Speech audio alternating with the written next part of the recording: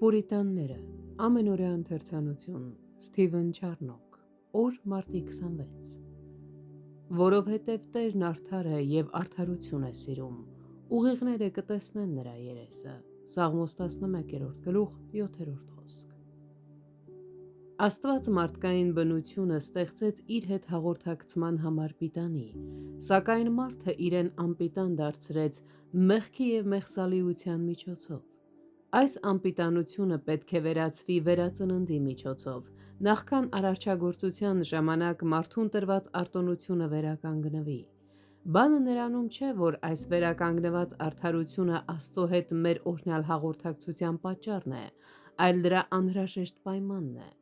Անկասկած Աստված կարող էր վերականգնել այս արդարությունը, մարդուն զրկելով իր հետ հաղորդակցությունից, եթե այս նպատակով ուխտ կազմված չլիներ։ Այն, որ Աստված կարող է շնորհ շնորհել առանց փառքի, լիովին հասկանալի է,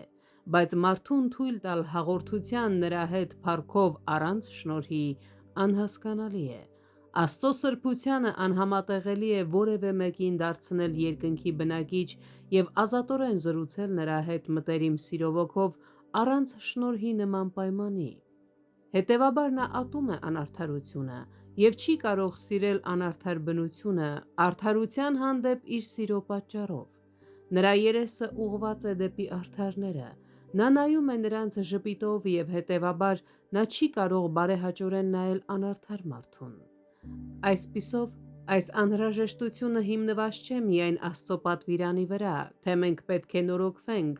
այլ բխում է հենց մեր բնությունից, քանզի Աստված իր սրբության պատճառով չի կարող հաղորդակցվել անմաքուր արարածի հետ, կամ Աստված պիտի փոխի իր բնությունը, կամ մեղավորի բնությունը պիտի փոխվի։ Չի կարող լինել բարեկամական հաղորդակցություն երկու տարբեր բնություններ ունեցողների միջև,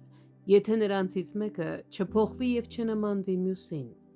Գայլն ու ոչխարը, խավարը և լույսը երբեք չեն կարող համաձայնության գալ։ Աստված չի կարող սիրել մեղավորին որպես մեղավոր, որովհետև նա ատում է անմաքրությունը, թե իր բնության պատճառով և թե իր կամքի ընտրությամբ։ Նրա համար մեղքը սիրելը նույնքան անհնար է, որքան դադարել սուրբ լինելը։